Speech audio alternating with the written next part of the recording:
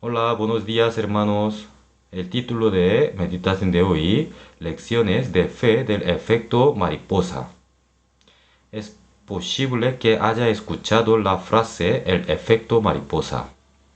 En el sentido del diccionario se refiere a un fenómeno en el que se desencadena un pequeño cambio o acción menor y produce enorme consecuencias inesperadas. Más específicamente, el efecto mariposa originalmente vino de la teoría científica de que el aleteo de una pequeña mariposa en un lado de la Tierra se convierte en un gran resultado similar a un tifón en el otro lado. En 1961, el meteorólogo estadounidense Dr. Edwin Lorenzo descubrió el concepto del efecto mariposa mientras estudiando meteorología. Explica este concepto vago e impreciso usando hechos reales.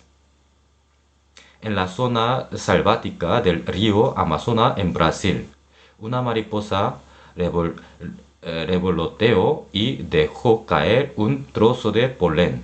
El polen cayó sobre la espalda de mono y el mono picó, se rasgó la espalda contra la palmera. Entonces la fruta de la palmera cayó, golpeando una piedra.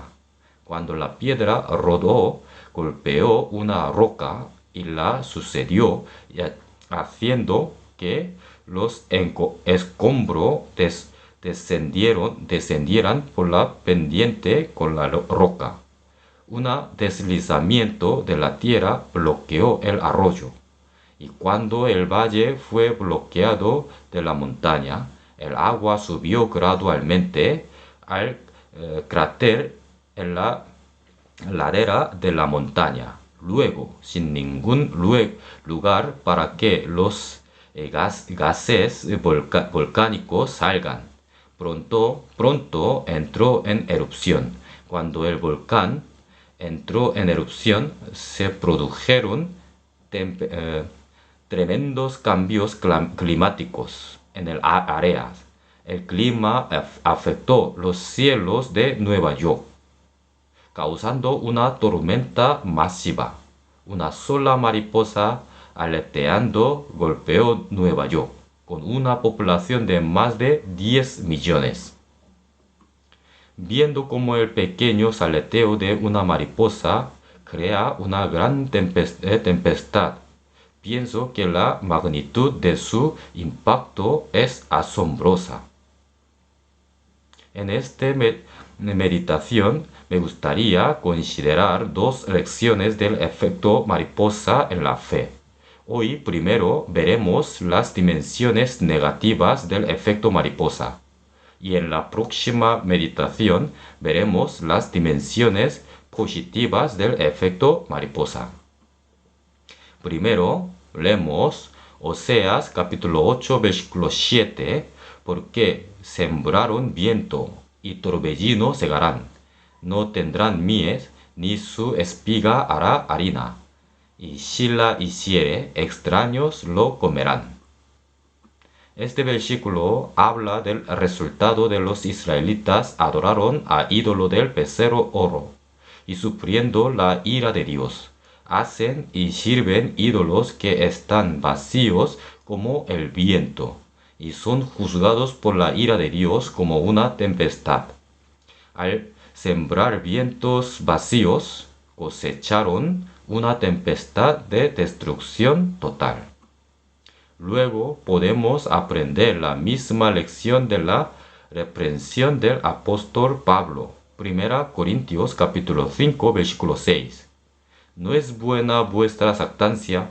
¿No sabéis que un poco de levadura leuda toda la masa? Es una metáfora del pecado como levadura, advirtiendo contra el hecho de que, así como un poco de levadura se extiende sobre toda la masa, así el pequeño pecado descuido lleva a toda la iglesia a caer en el hoyo del pecado. La levadura tiene la propiedad de hacer que muchas cosas se hinchen con pequeñas cantidades. De esta manera, la naturaleza del pecado se caracteriza por partir de pequeñas cosas y multiplicarse si no las abandonamos.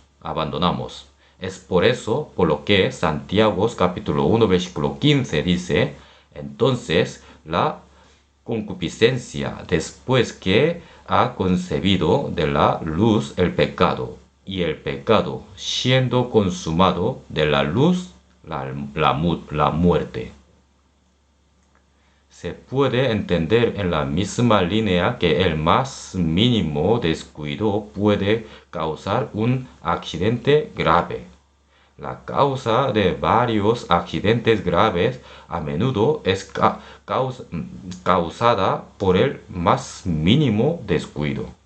La causa del accidente del gran barco que se hundió en las aguas de la costa de Irlanda no fue ni el clima ni un efecto en el casco, sino un trozo de cuchilla de cúter incrustado en la brújula.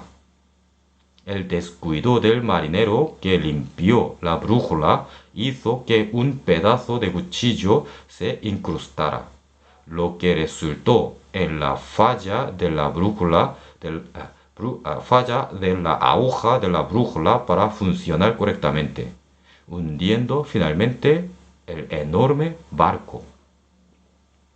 Un poco de levadura leuda toda la masa. Como dice la palabra, los cristianos santos debemos examinarnos a nosotros mismos en la vida y confiar en la palabra examinándonos.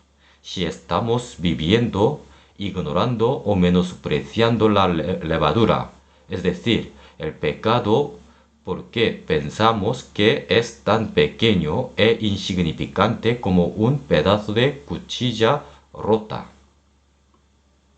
En lugar de la gran montaña que se interpone en el camino de los santos, debemos recordar que los pequeños trozos de piedras en nuestros zapatos hacen que nuestros pasos sean cansados y son un gran obstáculo para nuestras largas marchas. Por lo tanto, los cristianos siempre deben vivir con la actitud de examinadlo todo, retened lo bueno, absteneos de toda especie de mal, como dice 1 Tesalonicenses capítulo 5, versículo 21-22. Muchas gracias por escucharme. Que tengan buenas semanas. Nos vemos semana que viene. Adiós.